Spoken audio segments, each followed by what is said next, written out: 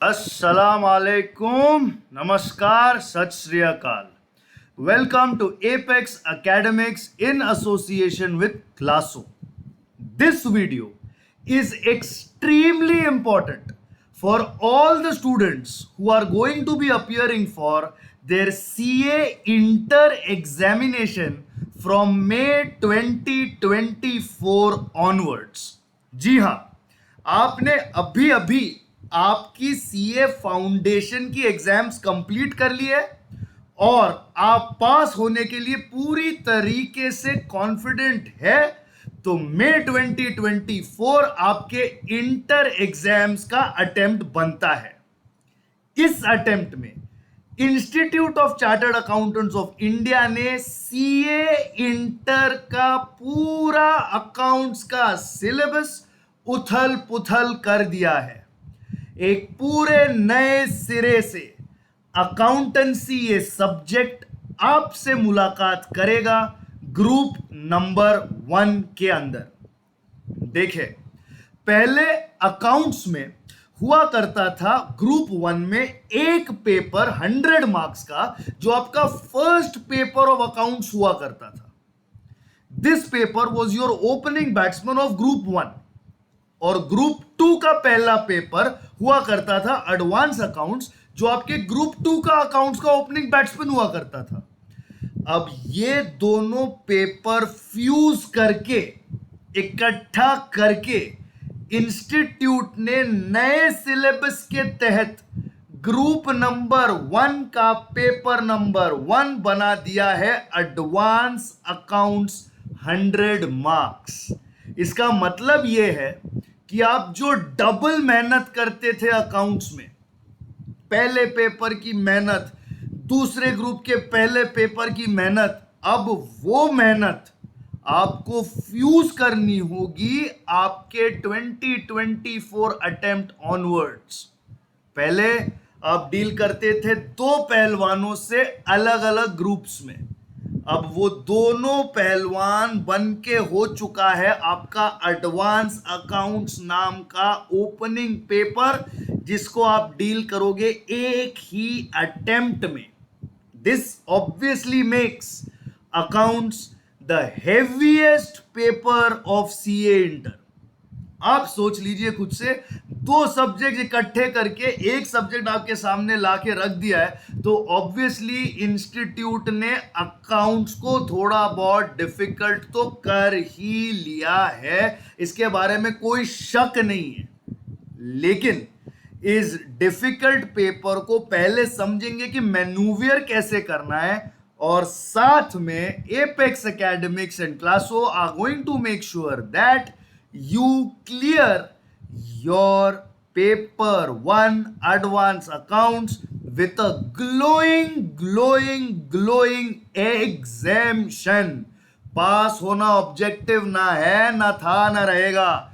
Exemption objective है, rank M है, और उसके लिए काम करना है साथ मिलकर. अब सिलेबस में से निकला क्या, पहले वो देख लेते हैं.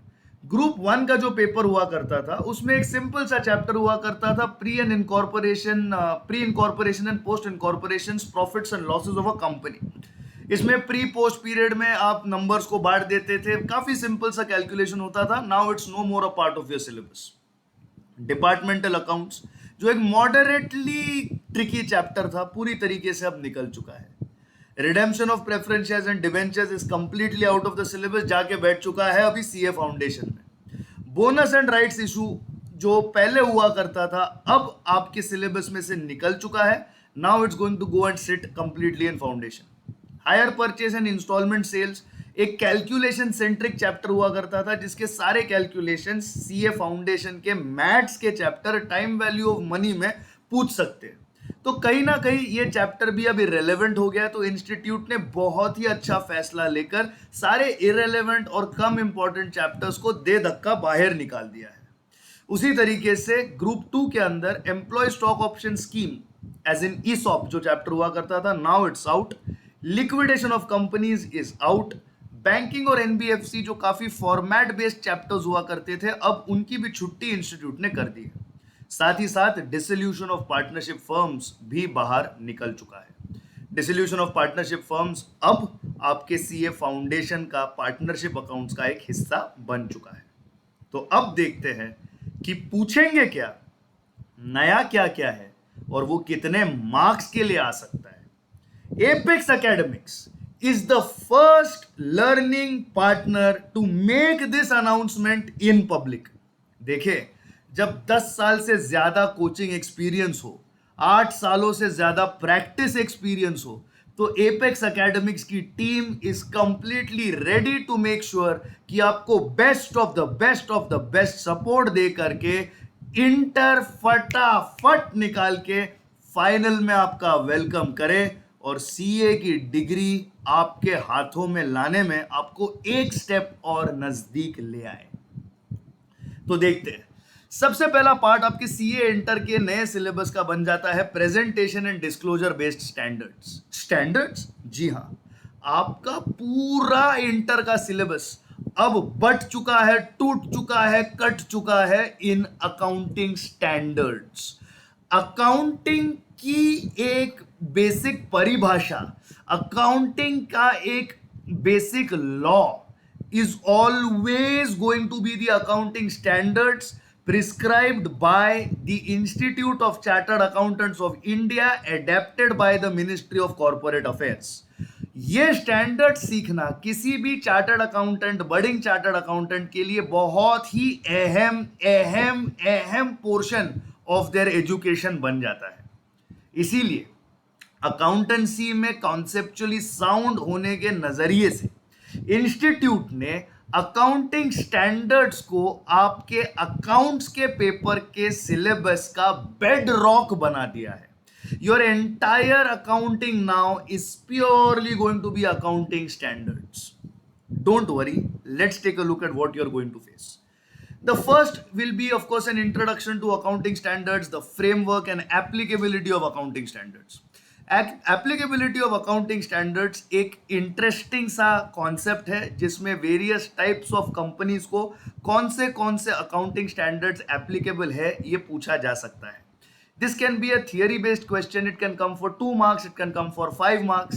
Here the applicability of accounting standards to various companies will be a key concept that will be checked for you in the examination। पहले ये किसी एक स्पेसिफिक ग्रुप में हुआ नहीं करता था, it was a part of 1 and 2 as well, पर अब इसे स्पेसिफिकली आपके सिलेबस का एक क्वेश्चनेबल हिस्सा बनने का पूरा चांस है।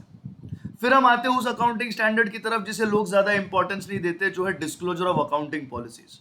This is probably the base of all accounting standards because it speaks about the 3 principles, the 3 bedrocks on which, the 3 pillars on which all accounting standards are based. Measurement, recognition and disclosure, which are the pillars of accounting, are described in this accounting standard along with the fundamental accounting assumptions। Theory based questions expected है इस particular accounting standard में, जो 4 से लेके 5 mark तक आ सकते हैं। पहले ये फीचर करता था आपके ग्रुप 1 में। फिर चलते हैं अगले स्टैंडर्ड की तरफ, जो है cash flow statement. Cash flow statement एक अहम हिस्सा हुआ करता था ओल्ड इंटर के ग्रुप 1 का। ये although accounting standards based chapter है, लेकिन ये पूरी तरीके से एक इन डेप्थ चैप्टर की तरह इस पे समझ आ सकते हैं। इसमें ज्यादातर इंस्टीट्यूट इनडायरेक्ट मेथड में कैश फ्लो स्टेटमेंट बनाने को पूछता है, जो कम से कम 5 और ज्यादा से ज्यादा 10 मार्क्स के लिए एग्जाम्स में फीचर हो सकता है। अगर 5 मार्क्स का क्वेश्चन कैश फ्लो स्टेटमेंट में पूछा गया तो cash flow from operating activities under indirect और डायरेक्ट मेथड के कैलकुलेशन पर जोर दिया जाएगा, जो आपको क्वेश्चन नंबर 1 में आपकी इसके साथ मुलाकात हो सकती है। Next is a very very easy chapter called AS 17 accounting standard 17 segment reporting. अब देखिए, आप किसी भी एक बड़ी कंपनी को देख ले, जैसे कि ITC, इंडियन टबैको कॉर्पोरेशन, आज काफी सारे किस्म के बिजनेसेस करता है। Cigarette manufacturing under tobacco, it has FMCG under Sunfeast and Fiama di Wills, it has stationery under Classmate stationery products and it has hospitality under ITC Grand Maratha Sheraton hotels. ये उस company के विविध सेगमेंट्स बन जाते हैं। तो कौन सी सेगमेंट को किस तरीके से रिपोर्ट करना है, कौन सी सेगमेंट रिपोर्टेबल बन जाती है, ये एक अहम हिस्सा बन जाता है किसी भी annual report of the company का। ये आप सीखेंगे for a minimum of 5 marks. और अगर बड़ा क्वेश्चन आया, descriptive question, that can come for a maximum of 8 marks. ये पहले इंटर ग्रुप 2 में पूछा जाता था। Next is related party transactions accounting standard 18. It's a mix of theory and practical questions. इसमें ज्यादातर तो आपको थियरी ही आएगी कि whether a party is a related party और not and by virtue of which part of the standard. तो basically आपको इसमें रिलेटेड पार्टी डेफिनेशन को समझकर थियरी आंसर्स को फेस करने की तैयारी करनी है। ये पहले इंटर ग्रुप 2 का हिस्सा हुआ करता था। AS20 अर्निंग पर शेयर एक बड़ा स्टैंडर्ड, एक बड़ा क्वेश्चन इसमें से आने की पूरी पूरी चांसेस है, जिसकी सबसे डिफिकल्ट या सबसे इंपॉर्टेंट वैरायटी हम कह सकते हैं the calculation of diluted earnings पर शेयर विथ कन्वर्टेबल सिक्योरिटीज। इसके प्रैक्टिकल सम्स 5 से लेके 10 मार्क में आ सकते हैं और ये पहले आपके इंटर ग्रुप 2 के सिलेबस में फीचर करता था। फिर आता है AS24 discontinuing operations. AS24 discontinuing operations अपने आप में एक थियरी चैप्टर सा है जो 5 मार्क्स के लिए कंफर्टेबली फीचर हो सकता है। साथ ही साथ इस पे प्रैक्टिकल क्वेश्चंस भी पूछे जा सकते हैं 5 मार्क्स के लिए। और किसी दिन अगर इंस्टीट्यूट ने चाहा कि उन्हें कहर बरसाना है, उन्हें लिटरली कहर बरसाना है, एक किस्म का आतंक फैला देना है स्टूडेंट के दिल में पेपर की डिफिकल्टी को लेकर के, तो AS24 को एक डिस्क्रिप्टिव 10 मार्क क्वेश्चन के फॉर्मेट में वो पूछ सकते हैं। मैं आपको AS24 से डरा नहीं रहा हूँ, वो बेसिकली इतना सिंपल है कि मैं तो कहूंगा अगर ये 10 मार्क्स के लिए आ गया तो आप मिठाइयाँ बांटे, क्योंकि वो 10 मार्क तो आपकी जेब में आ चुके हैं और इसकी गारंटी एपेक्स एकेडमिक्स लेता है।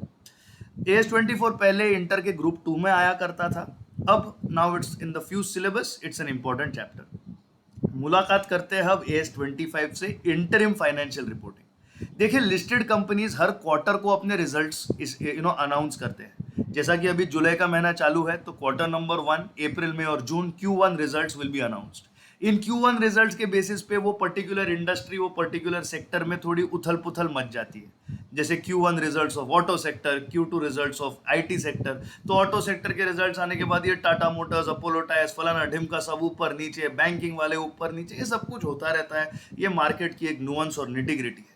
आपको सीखना है इंटरिम फाइनेंशियल रिपोर्टिंग के अंदर फाइनेंशियल स्टेटमेंट्स बनाते कैसा है। छोटा सा सवाल होगा 5 मार्क का, ज्यादा से ज्यादा 8 मार्क्स के लिए भी आ सकता है। इसमें देखने की बात यह है कि AS25 पहले इंटर के सिलेबस का हिस्सा नहीं हुआ करता था। ये old syllabus of CA final का एक हिस्सा था जो इंस्टीट्यूट ने ओल्ड सिलेबस से उठा करके अब न्यू सिलेबस फॉर इंटर में डाल दिया है। अब चलते हैं एसेट रिलेटेड स्टैंडर्ड्स की तरफ, जो आपके सिलेबस का दूसरा हिस्सा बनता है। The first part was your presentation and disclosure related standards that will deal with the aspect of presentation and disclosure in financial statements। जैसा मैंने कहा, फाइनेंशियल स्टेटमेंट्स अकाउंटिंग स्टैंडर्ड्स के दम पे बनती है। अकाउंटिंग स्टैंडर्ड्स के होते हैं 3 पिलर। पहला होता है मेजरमेंट, दूसरा होता है रिकग्निशन, तीसरा होता है डिस्क्लोजर। तो ये सारे स्टैंडर्ड्स जो आप अभी स्क्रीन पे देख रहे हो, ये है डिस्क्लोजर रिलेटेड स्टैंडर्ड्स। अब चलते हैं वो सारे स्टैंडर्ड्स में जिसमें रिकग्निशन और मेजरमेंट एक बहुत अहम हिस्सा प्ले करते हैं।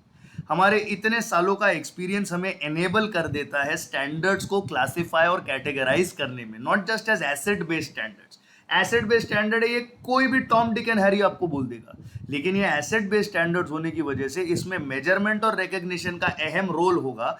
ये स्टूडेंट को समझाना बहुत जरूरी है। ये कॉन्सेप्चुअल क्लैरिटी एपेक्स एकेडमिक्स आपको देता है। तो सबसे पहला चैप्टर, इंस्टीट्यूट का seasonal favourite, valuation of inventory. Valuation of inventory और आपकी मुलाकात तो 11 स्टैंडर्ड के फाइनल अकाउंट से हो रखी है। जब ये आपको क्वेश्चन आता था एग्जाम में, cost of the inventory is 40,000 and market price of the inventory is 50,000, तब आप फाइनल अकाउंट्स में क्लोजिंग स्टॉक में कितने में लिखेंगे? ऑब्वियसली कॉस्ट और market value which ever is lower.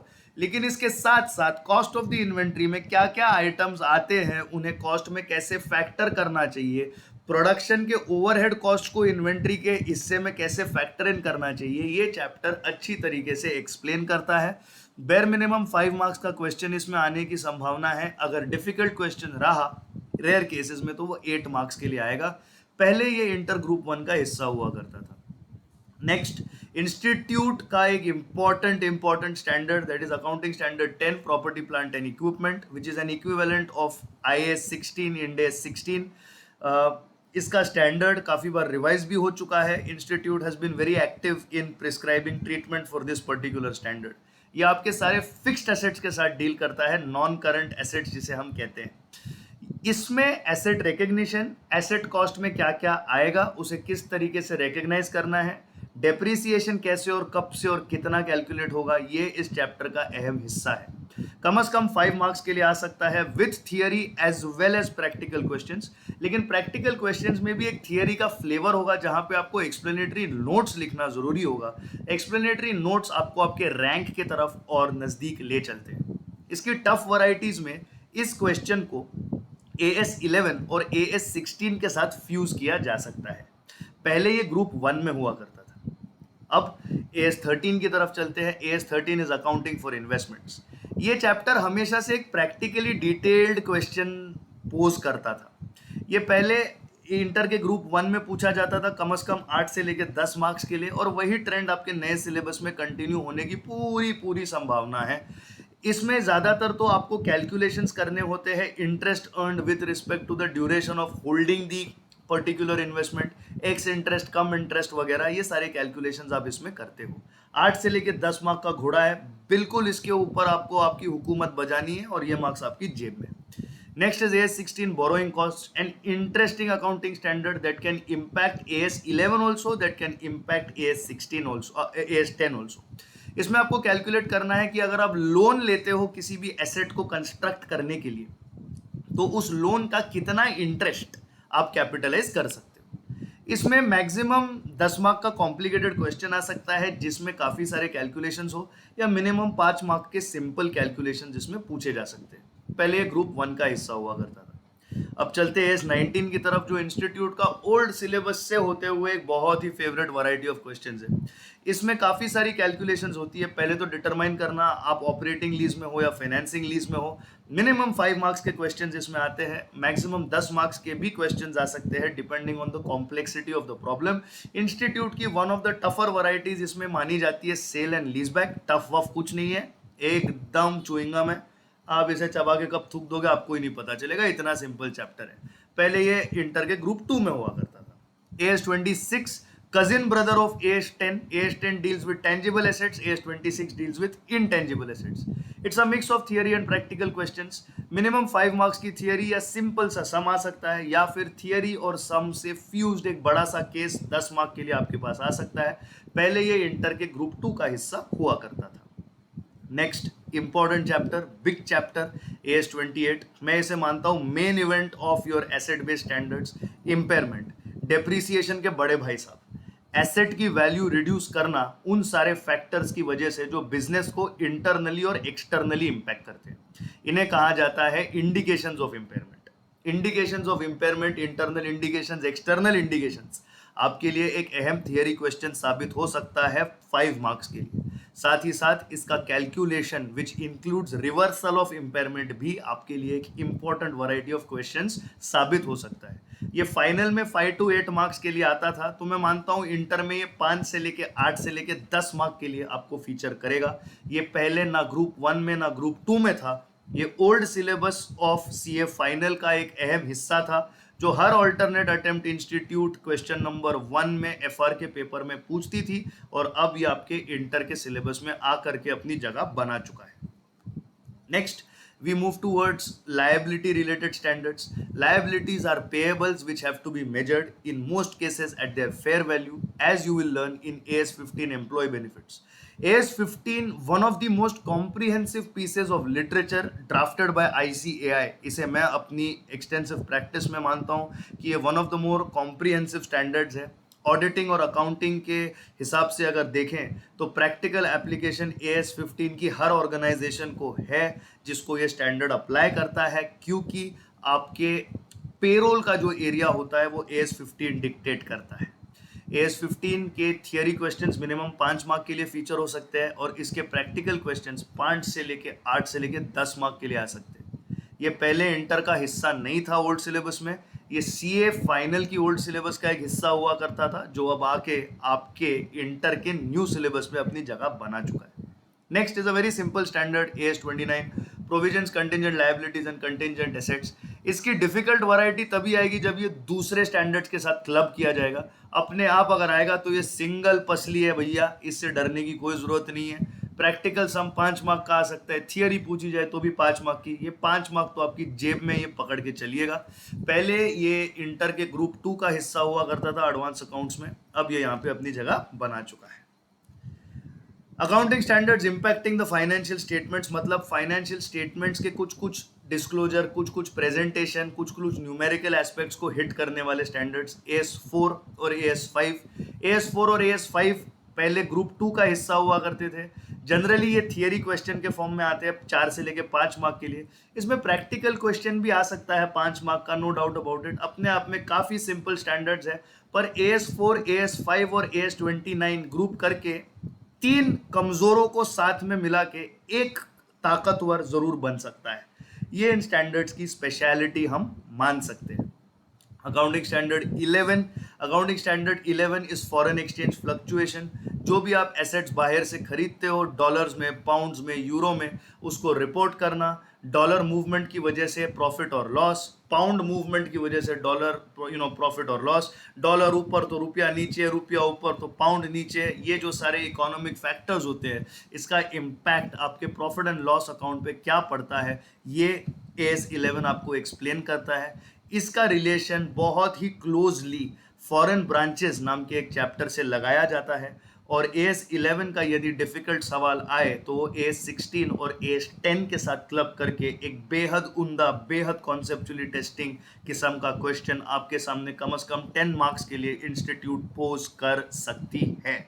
AS22 accounting for taxes on income, institute का मैं कहूँगा man Friday, their absolutely favourite standard to test the students on. AS22 का AS15 की तरह बहुत ही प्रैक्टिकल एप्लीकेशन है in the life of a chartered accountant. इसमें theory question ये पूछ सकते हैं कि डिफर्ड टैक्स एसेट या डिफर्ड टैक्स लायबिलिटी कौन सी बन सकती है। इसमें सम्स भी आ सकते हैं रिवर्सल के, इसमें सम्स आ सकते हैं प्लेन वैरायटी के। 5 से लेके 10 मार्क का क्वेश्चन AS22 पर हर उस अकाउंट्स के एग्जाम में एक्सपेक्टेड है जिस हर उस अकाउंट्स एग्जाम के सिलेबस का हिस्सा AS22 है। ये इंस्टीट्यूट की one of the favourite varieties है और पहले यह आपके इंटर के ग्रुप 2 का एक हिस्सा हुआ करता था। अब चलते हैं रेवेन्यू रिकग्निशन स्टैंडर्ड्स की तरफ। रेवेन्यू रिकग्निशन एक अहम हिस्सा है किसी भी फाइनेंशियल स्टेटमेंट्स का। Under accounting standards regimen revenue recognition करने के लिए हमें 2 standards institute of chartered accountants ने दिए हुए हैं, AS7 for construction contracts and AS9 for revenue recognition from the sale of goods and services. AS7 generally एक क्वेश्चन फॉर्म में आता है जहां पे आपको एक प्रोजेक्ट दिया जाता है, कंस्ट्रक्शन प्रोजेक्ट, जिसमें आपको फॉर अ पीरियड ऑफ से 3 to 5 years रेवेन्यू रिकग्निशन करनी होती है। 3 years का आया तो 5 मार्क्स का आ सकता है, 5 years का आया तो 10 मार्क्स का आने के चांसेस है। सिंपल कैलकुलेशंस है, कॉन्सेप्चुअली सिंपल है, लेकिन एन मौके पे हो सकता है कि स्टूडेंट्स डर जाए, हो सकता है कि वो कंफ्यूज हो जाए, जिसकी वजह से उनके मन में थोड़ा बहुत डाउट हो सकता है। AS9 ज्यादातर तो थियरी क्वेश्चंस आते हैं AS9 के ऊपर कि आप रेवेन्यू रिकॉग्नाइज कब करेंगे। जब भी आपने आपके फैक्ट्री के बाहर गुड्स दे दिए या गुड्स आपने आपके बाहर के दरवाजे पे डिलीवर किए, कब करेंगे आप रेवेन्यू रिकॉग्नाइज। जब भी आप कंटिन्यूअस सर्विसेज देते हो तब आप रेवेन्यू रिकॉग्नाइज कब, कैसे और कितना करते हो। ये जनरली एक फेवरेट क्वेश्चन रह चुका है इंस्टीट्यूट ऑफ चार्टर्ड अकाउंटेंट्स का। AS9 जनरली 5 मार्क्स के लिए पूछा जाता है। 10 मार्क्स में देखें अगर बड़ी केस स्टडी रही तो 10 मार्क का क्वेश्चन भी वो पूछ सकते हैं। AS7 और AS9 पहले ग्रुप 2 के एडवांस अकाउंट्स के पेपर का एक अहम हिस्सा हुआ करते थे। ये मान के चलिए कि कम से कम 7 और 9 में से कम एक तो स्टैंडर्ड आपके एग्जाम में पूछा जाएगा, क्योंकि रेवेन्यू रिकग्निशन पे क्वेश्चन हो ये बहुत जरूरी है। मतलब सोचे कि revenue recognition is the backbone of recognising the companies income, तो अकाउंट्स का पेपर हो और उसमें रेवेन्यू रिकग्निशन पे सवाल ना आए, ये बात थोड़ी हजम नहीं होती भैया। तो इसलिए it's going to be an important question. Next, residual standards. वो स्टैंडर्ड्स जिनका कोई घर नहीं होता, उनका है रेसिडुअल स्टैंडर्ड्स नाम का घर, जिसमें सबसे इजी स्टैंडर्ड है AS12।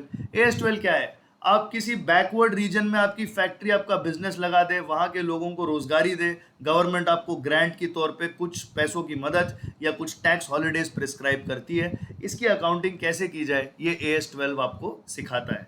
इसमें जनरली 2 मेथड होते हैं। जो ज़्यादातर 5 से लेके 8 मार्क्स के एक सिंपल क्वेश्चन में तब्दील हो जाते हैं। बहुत ही इंटरेस्टिंग, बहुत ही सिंपल वैरायटी है और मैं आपको अश्योर करता हूँ एपेक्स एकेडमिक्स ये पर्टिकुलर चैप्टर आपके लिए 2.5 घंटे में पूरे कॉन्फिडेंस के साथ उड़ा देगा। हंसते खेलते एक लेक्चर में AS12 के 5 से लेके 8 मार्क आपकी जेब में होंगे, ये हमारा वादा है। AS14 amalgamation one of the big boys, इसकी बात आगे करेंगे जब हम अमेलगमेशन की स्लाइड पे आ जाएंगे। काफ़ी सारी बातें करनी है अमेलगमेशन के बारे में। आ गए हम अमेलगमेशन की स्लाइड पे ही आ गए।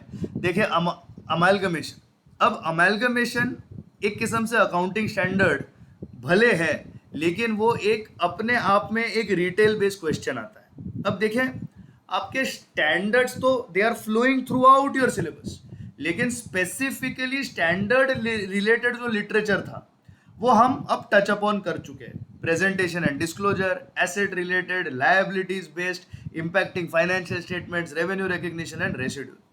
पहली बात करते हैं बड़े चैप्टर की, अमेलगमेशन ऑफ कंपनीज की। अगर इसमें स्मॉल क्वेश्चन भी आएगा तो कैलकुलेशन ऑफ परचेज कंसिडरेशन या एक स्टैंडर्ड रिलेटेड प्रोविजन पे आपको इसमें सवाल आ सकता है 5 मार्क्स के लिए। ये कम से कम 10 मार्क्स के लिए तो आएगा ही आएगा, क्योंकि जब तक इंस्टीट्यूट इस पे सवाल पूछ नहीं लेती, इंस्टीट्यूट के पेट में दर्द होता रहेगा। And that's a fact. किसी भी स्टूडेंट को अमेलगमेशन के बगैर अकाउंट्स के पेपर को जाना मैं एडवाइज नहीं करता। अमेलगमेशन करना बहुत ही ज़्यादा ज़रूरी है और इसका एक प्रैक्टिकल नतीजा आप जब चार्टर्ड अकाउंटेंट बनेंगे तब ज़रूर देखेंगे कि मर्जर्स एंड एक्विजिशंस एक चार्टर्ड अकाउंटेंट के लिए उसके करियर में सबसे ज़्यादा financially rewarding area of work साबित होता है। ये कम से कम 10 मार्क्स के लिए आ सकता है, जहाँ पे एक मीडियम साइज्ड क्वेश्चन आपको पूछा जाए। अगर आपको ये 15 से लेके 20 मार्क के लिए आ गया तो इसमें बड़े सम्स होंगे, जिसमें आपको करना है परचेज कंसिडरेशन का कैलकुलेशन, रियलाइजेशन अकाउंट बनानी है, accounts in the book of buying company, accounts in the book of selling company और बायर की बैलेंस शीट पोस्ट अमेलगमेशन आपको बनानी होगी 15 से लेके 20 मार्क्स के लिए। ये चैप्टर एक बहुत ही ग्राफिकल फॉर्मेट में with diagrams, with charts, with acronyms हम करेंगे और इसको इतने इजी तरीके से हम सॉल्व करेंगे कि ये चैप्टर जो बाकी सारे स्टूडेंट्स के नाक में दम कर देता है, आप दुआ करेंगे कि भाई ये चैप्टर आ जाए तो मेरे 15 मार्क्स पक्के हैं। इतना आपको प्रैक्टिस एपेक्स एकेडमिक्स जरूर कराएगा। नेक्स्ट चैप्टर जिसे मैं बहुत ईजी मानता हूँ और इंस्टीट्यूट इसे काफ़ी तवज्जो बरतती भी है, वो है recognition of companies, I beg your pardon, reconstruction of companies. Reconstruction को जनरल पार्लेंस में कहा जाता है इंटरनल रिकंस्ट्रक्शन। जब एक कंपनी लॉस मेकिंग हो जाए तब उसे अपने एसेट्स को राइट डाउन करना होता है, साथ ही साथ उसे अपने शेयर कैपिटल को रिवैल्यू करना होता है। ये आपको सिखाता है रिकंस्ट्रक्शन ऑफ कंपनीज। ये पूरा चैप्टर जर्नल एंट्रीज बेस्ड है। इसमें आपको 3 अहम चीजें करनी है: जर्नल एंट्रीज पास करना, कैपिटल रिडक्शन अकाउंट बनाना और रिकंस्ट्रक्शन के स्कीम के बाद एंड रिड्यूस्ड बैलेंस शीट एक कंपनी की प्रेजेंट करना। ये कम से कम 8 मार्क, ज़्यादा से ज़्यादा 15 से लेके 20 मार्क के लिए आ सकता है। इस चैप्टर की खासियत यह है कि इंस्टीट्यूट हमेशा इस पे ना पेचीदा सी लैंग्वेज यूज़ करती है, तो भले स्टूडेंट को ये चैप्टर आता हो, वो एडजस्टमेंट समझने में बच्चा थोड़ा कंफ्यूज हो जाता है। तो ये अगर आपको आ गया तो समझ लीजिए आपका लग गया लॉटरी। ये आपका बोनस, ये आपका लॉटरी चैप्टर है और इस पे आपको कैपिटलाइज करना ही करना है और वो हम साथ में करेंगे जरूर। Next is buyback of shares. Buyback of shares पहले ग्रुप 2 का एक छोटा सा हिस्सा हुआ करता था, जिसमें एक सिंपल प्रैक्टिकल क्वेश्चन 5 से लेके 10 मार्क के लिए पूछा जा सकता है। इसमें एक थ्योरेटिकल क्वेश्चन भी आ सकता है कि what are the conditions of performing a buyback of shares by a company as per MCA regulations. Simple सा क्वेश्चन है, बेसिक जर्नल एंट्रीज है, रिजर्व्स टू कैपिटल एडजस्टमेंट है, कुछ कॉम्प्लिकेटेड नहीं है। 1 से लेके 1.5 लेक्चर का काम है और हंसते खेलते 5 से लेके 10 मार्क आपकी जेब में। Next is a big boy, accounting for branches. Accounting for branches इसलिए थोड़ा कॉम्प्लिकेटेड माना जाता है क्योंकि ब्रांच अकाउंटिंग में काफ़ी सारी वैरायटीज है। Independent branch, integral foreign operation, non integral foreign operation, इसकी क्लबिंग हो सकती है AS11 के साथ। कौन से item of the financial statement पे कौन सा रेट लगेगा, opening rate, closing rate, average rate, ये सारी चीज़ें समझना बहुत ज़्यादा ज़रूरी हो जाता है। conversion of a foreign company foreign branch financial statement into a domestic currency, ये सारे क्वेश्चंस इसमें आने की संभावना है। कम से कम 10 मार्क के लिए आएगा। पहले ये इंटर के ग्रुप 1 में आता था, अब ऑफ कोर्स ये यहाँ का एक अहम हिस्सा बन चुका है। Then comes preparation of financial statements which is nothing but final accounts. इसमें आपको तवज्जो बरतनी है schedule number 3 of companies act पर। इसमें theory questions with respect to schedule 3 आ सकते हैं। मिनिमम 10 मार्क का छोटा सा प्रॉब्लम या मैक्सिमम 20 मार्क का कॉम्प्लिकेटेड प्रॉब्लम आपको प्रिपरेशन ऑफ फाइनेंशियल स्टेटमेंट्स में पूछा जा सकता है। Earlier this was a part of accounts group 1, a good chapter, a scoring chapter, and institute step wise marking करती है। तो अगर आपको अमेलगमेशन आए या रिकंस्ट्रक्शन आए या फाइनल अकाउंट्स आए, मैं तो आपसे गुजारिश करूंगा कि प्लीज आप इसे अटेम्प्ट जरूर कीजिए, क्योंकि भले आप इसे आधा भी सॉल्व करेंगे क्योंकि वक्त कम पड़ गया, तो फिर भी आपको मार्क्स देके चला जाएगा। और अगर आप एपेक्स के साथ हो तो वक्त तो कम पढ़ने हम देंगे ही नहीं, क्योंकि इतनी राइटिंग प्रैक्टिस कराएंगे कि आप इसको पेपर को सॉल्व करोगे चेकिंग के साथ। 100 marks paper you will be able to solve. Next is the big boy, the big दादा of your accounting paper। ये है आपके अकाउंटिंग पेपर का सबसे छटा हुआ गुंडा, कंसोलिडेशन। कंसोलिडेशन से डरते डरते लोग चार्टर्ड अकाउंटेंट बन जाते हैं। ओल्ड सिलेबस का कंसोलिडेशन एक अहम हिस्सा हुआ करता था सीए फाइनल में, फिर इंस्टीट्यूट इसे इंटर ग्रुप 2 में लेके आए। अब इंस्टीट्यूट ने जब ग्रुप 1 ग्रुप 2 अकाउंट्स पेपर को फ्यूज कर दिया है, ये इस पेपर का एक अहम 20 मार्क का सवाल बन जाता है। ये अहम इसलिए है क्योंकि कंसोलिडेशन के अंदर 3 किस्म के स्टैंडर्ड्स मिक्स्ड अप है। AS21 consolidation with a subsidiary, वो सारी कंपनीज जिसको आप कंट्रोल करते हो, मतलब 50% से ज्यादा आप उसका शेयर कैपिटल होल्ड करते हो या फिर उसके बोर्ड ऑफ डायरेक्टर्स को कंट्रोल करते हो। ऐसे तौर पे कंसोलिडेशन कैसे किया जाएगा? कंसोलिडेशन का मतलब आपके एसेट्स मेरे एसेट्स हमारे एसेट्स, आपकी लायबिलिटीज मेरी लायबिलिटीज हमारी लायबिलिटीज, आपकी इक्विटी मेरी इन्वेस्टमेंट मेरी इक्विटी ग्रुप की इक्विटी। हर एक कंपनी की छोटी छोटी सब्सिडरीज होती है। सब्सिडरीज के साथ जो कंसोलिडेटेड फाइनेंशियल स्टेटमेंट्स बनती है पूरी ग्रुप की, ये है वो चैप्टर। किसी भी चार्टर्ड अकाउंटेंट को कंसोलिडेटेड फाइनेंशियल स्टेटमेंट्स अगर बनाने नहीं आते तो वो chartered accountant complete chartered accountant नहीं कहलाता। और इंटर स्टेज से ही आप इसकी प्रैक्टिस कर रहे हैं, तो ये इंस्टीट्यूट का एक बहुत अच्छा फैसला कि इसे इंटर में इंक्लूड कर लिया गया। अगर ये सब्सिडरी का आता है तो कम से कम 15 मार्क्स का आएगा। रिटेल बेस्ड क्वेश्चंस, मतलब टुकड़े टुकड़े में अगर पूछना है तो इसमें पूछा जा सकता है calculation of goodwill, calculation of minority interest और sums for line by line consolidation, तो गैरहाल इसमें 15 मार्क्स तक पूछे जा सकते हैं। फिर आता है AS23 consolidation with an associate company. Associate companies वो होती है जिनमें आप सिग्निफिकेंट इन्फ्लुएंस होल्ड करते हो, मतलब आप उनमें होल्ड करते हो इक्विटी मोर देन 20, मतलब 20% और मोर से लेके 50% से कम। एसोसिएट और सिग्निफिकेंट इन्फ्लुएंस कंपनीज एक्ट के सेक्शन नंबर 2 सबसेक्शन 6 में डिफाइंड है। ये बेसिस बन जाते हैं आपके AS23 के। इसके सम्स ज्यादातर 20 मार्क्स के तो नहीं आएंगे, लेकिन 15 मार्क्स के लिए इसमें equity method of accounting and consolidation पर सवाल जरूर पूछे जा सकते हैं। Next variety in consolidation is AS27 consolidation with joint venture company. इसमें थियरी क्वेश्चंस आ सकते हैं on the various forms of joint venture. Joint venture किस किस्म के होते हैं, जैसे कि jointly controlled assets, jointly controlled entities, jointly controlled operations. इन तीनों किस्म के अकाउंट्स में, मतलब अकाउंट्स करने में थोड़ा बहुत डिफरेंस है। ये 3 किस्म के सम्स आपको इस पर्टिकुलर टॉपिक में पढ़ने हैं along with the theory format. अगर इन पे क्वेश्चंस आते हैं तो ये 5 मार्क्स से लेके 15 मार्क्स तक के आ सकते हैं। और अगर बड़ा 20 मार्क का सवाल उठे, if it's a big consolidation question, तो क्रॉस होल्डिंग या फिर सब्सिडरी और एसोसिएट या फिर सब्सिडरी और जॉइंट वेंचर दोनों एक ही क्वेश्चन में पूछा जा सकता है, जो मिनिमम 20 मार्क्स के लिए आता है। इसे बिल्कुल भी ऑप्शन में छोड़ने की गलती नहीं करनी है और एपेक्स के साथ इसको इस तरीके से रिवाइज करना है कि पहला क्वेश्चन आप कंसोलिडेशन का लिखेंगे और 20 marks 100% by the grace of God आपकी जेब में पड़ने वाले हैं। Not only by the grace of God, by your hard work. पूरी दिल से की गई, साफ दिल से की गई मेहनत किसी भी इबादत से कम नहीं होती। इसमें आप मेहनत करें, 20 मार्क्स आपके। This my dear students is your entire syllabus of your new CA inter attempt to come from May 2024 onwards. What does Apex Academics have to offer you on these particular grounds? Welcome to the Apex Touch, the Apex Academics package for your CA inter. CA inter के accounts को हम पूरी तरीके से 100 lectures में cover up करेंगे।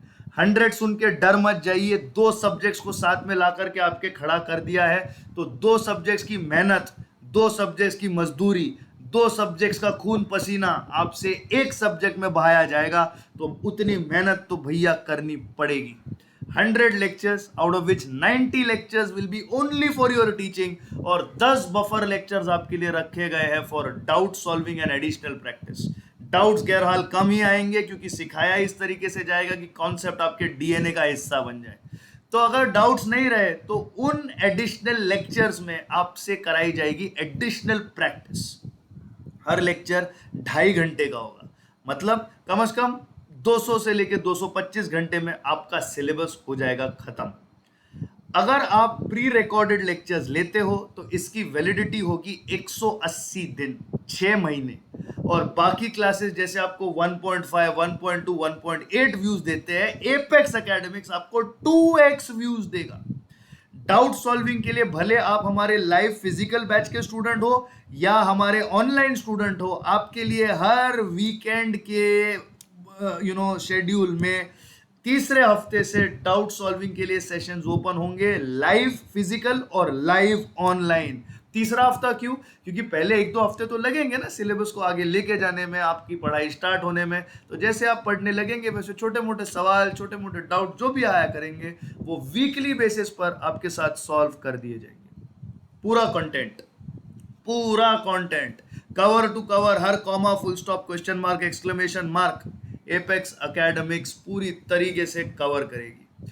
आपको दिया जाएगा एपेक्स एकेडमिक्स का अकाउंटिंग मास्टरमाइंड नाम का अकाउंटिंग मैनुअल, जो एक कॉम्प्रिहेंसिव गाइड है इंटर के अकाउंट्स के लिए। सारे latest problems with concepts explained graphically with diagrams in a colourful way आपके हाथ में होगा May 24 अटेम्प्ट के लिए। इसमें complete coverage of ICAI study materials किया जाएगा। जो भी चैप्टर्स कैरी फॉरवर्ड हुए, जो भी कॉमन है अब पुराने और नए सिलेबस में, पिछले 10 साल के RTPs में से छान के उन्हें निकाल लिया जाएगा।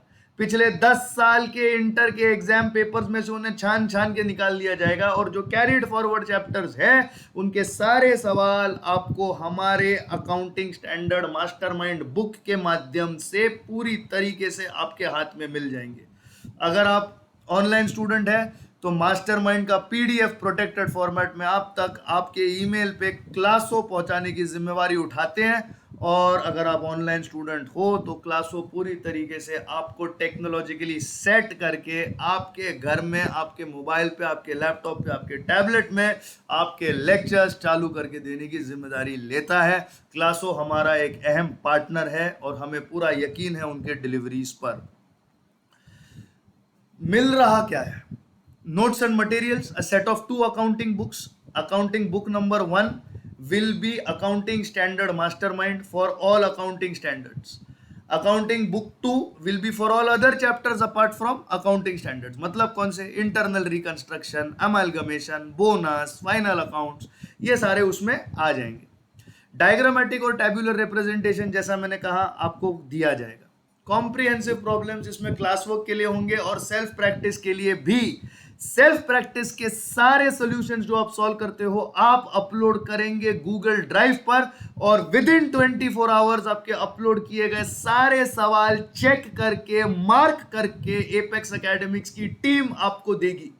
एपेक्स एकेडमिक्स एक वन प्रोफेसर ऑपरेशन नहीं है जहां पे सर ही सिखा रहे हैं, सर ही डाउट सॉल्व कर रहे हैं, सर ही पेपर चेक कर रहे हैं, जरा भी नहीं। Apex academics is an edtech startup with a sophisticated team for delivery of lectures, for curation of content, for checking of papers, and wherever necessary for counseling and motivation of the young budding chartered accountants. एक बार syllabus शुरू हो जाए तो हर हफ्ते, हर Friday, हर जुम्मे के जुम्मे आपकी वीकली टेस्ट होंगी। वीकली टेस्ट के साथ आप प्रिपेयर्ड होंगे और आपको मिलेगी राइटिंग प्रैक्टिस। तो ये जो एक बेहुदा सा एक इल्जाम लगाया जाता है अकाउंट्स के पेपर पर, अकाउंट्स का पेपर बहुत लेंदी है, अरे हट, बिल्कुल लेंदी नहीं है, चल कुछ भी कहते हैं यार। अकाउंट्स का पेपर प्रैक्टिस करो, एकदम सिंपल है और 100 मार्क्स आपको देके जाएगा। याद रखिए, आपके इंटर के एग्जाम का ओपनिंग बैट्समैन अकाउंट्स का पेपर है। ये पूरा अटेम्प्ट करना है, इसमें कुछ छूटना नहीं चाहिए, इसमें कुछ ऑप्शन में नहीं छोड़ना है, और इतनी तैयारी होनी चाहिए कि 100 मार्क्स का पेपर भले हो लेकिन पूरा 120 मार्क्स का क्वेश्चन जो इंस्टीट्यूट पूछती है वो करने की तैयारी, वो करने की एक आतुरता, वो करने का एक कॉन्फिडेंस आपके अंदर होना चाहिए। You should be hungry to write your exam to gain maximum marks, and that's what Apex is going to help you do. एक absolute free of cost final day marathon session होगा सारे important questions, concepts और chapters के लिए, और एक specially dedicated course journey for accounting standards आपके लिए चॉकआउट की जाएगी, जिसके तहत अकाउंटिंग पेपर 1 में आपको मिलेगी गारंटी ऑफ एग्जेम्पशन। हम आज यहाँ पे खड़े रह के गारंटी ऑफ एग्जेम्पशन आपको प्रोवाइड कर रहे हैं। एपेक्स पे यकीन रखें और आपका गारंटीड एग्जेम्पशन आपके साथ लेकर आगे चले। Where is all this available? Beware for a mega announcement going to come very soon for live physical batches in Mumbai on the 6th floor, classroom number 619 at Pearl Plaza opposite Andheri Station West near New McDonald's. छोटी small, एकदम छोटी size of the batches, complete personal attention and mentoring, 24/7 support for doubts, और हाँ, एक ऐसी value addition जो शायद कोई भी कोचिंग इंस्टीट्यूट नहीं देता होगा। Apex academics will support you for your placement in articleship, not just with a small firm, with mid-sized firms and big 4 firms as well. Apex Academics will ensure that if you have passed both your groups, आपको placement में पूरा support Apex करके दे देगी। Now for the students who will be going in for live online batches. Live online batches will be live online or Zoom software download करना है। ये आपको क्लासो इसमें पूरी मदद करेंगे। क्लासो के प्लेटफॉर्म पे आपको ये करके मिल जाएगा। कंप्लीट क्लासो सपोर्ट मिल जाएगा आपको पूरे इंस्टॉलेशन और व्यूइंग के लिए। जैसा मैंने आपको प्रॉमिस किया, apex will give you 2x viewing.